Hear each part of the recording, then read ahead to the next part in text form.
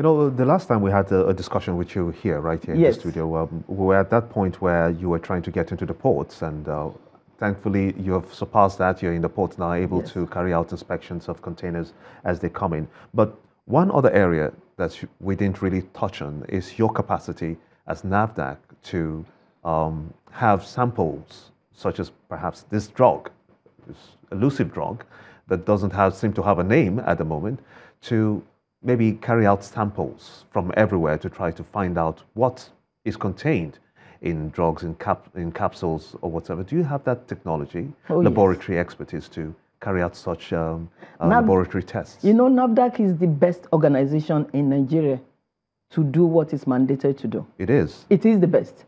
We are set up to test drug products. We are set up to do microbiological testing. We are set up to do toxicological testing. We are updating our equipment. I've been to different universities. I've been professor on, on sabbatical before I came from the US. NAFDAC has the best setting. Many international agencies that will want to do one testing or the other in Nigeria go through our labs and also go through different labs in the country, and they choose NAFDAC. NAFDAC is the best organization. We are set up, for example, talking of substandard falsified medicines, NAFDAC is the only, or was the only organization that used the handheld scanner that would tell you whether this drug is fake or not before we take it to the lab to confirm. And the name of that gadget is TrueScan. NAFDAC did that first in the world. We have other technological tools that we use, like mini labs. We've used that in the past. So in terms of answering your question, yes, we are the best in the country. So this drug that has no name was first confiscated, we understand, in 2012 in South Korea. And it was also produced from China. Are you in any form of collaboration? You said you called your Chinese counterpart. Did you talk to someone, perhaps your counterpart in Korea also, just to be able to have a better sense of what this drug is, how it looks like, how we can identify it, and possibly maybe even send you some samples? That's a very good question. As soon as this news broke, I called my counterpart in Korea. Unfortunately, maybe she's on vacation, she could not. But I also contacted a pharmaceutical manufacturer in Korea, and they said they don't have a clue of what is going on. They don't know about this particular product.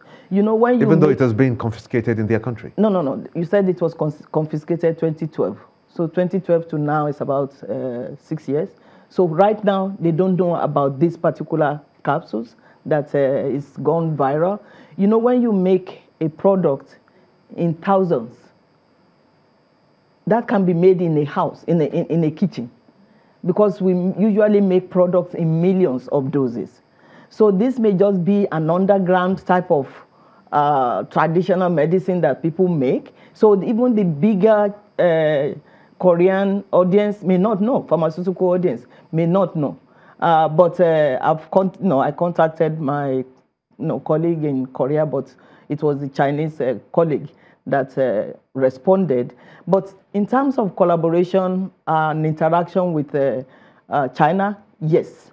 I've been talking with them, especially about narcotics, because I was part of the Minister of Health, Honorable Minister of Health delegation to China in August for a high-powered meeting on China-Africa health collaboration.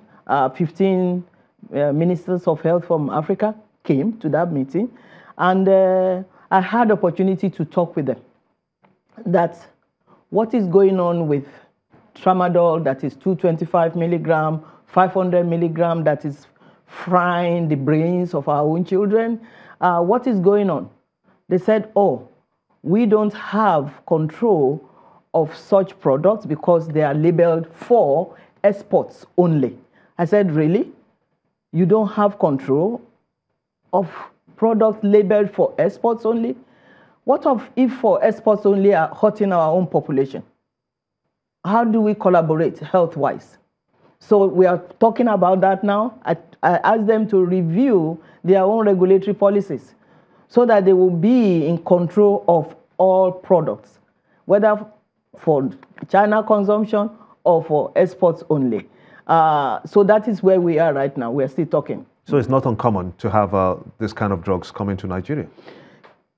It's not uncommon to have, well, it's actually common to have drugs labeled for exports only, but they are narcotics.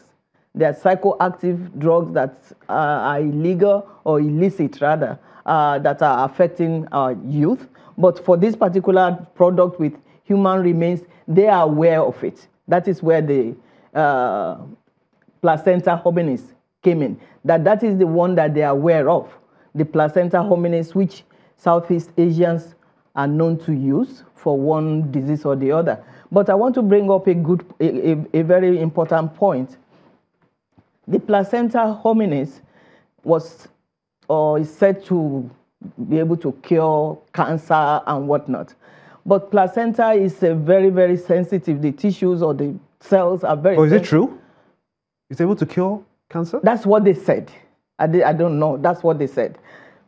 That it's able to cure cancer. But if it's able to cure cancer, it means that it's working at the cellular level to combat cells that are reproducing rapidly, which is cancer essentially.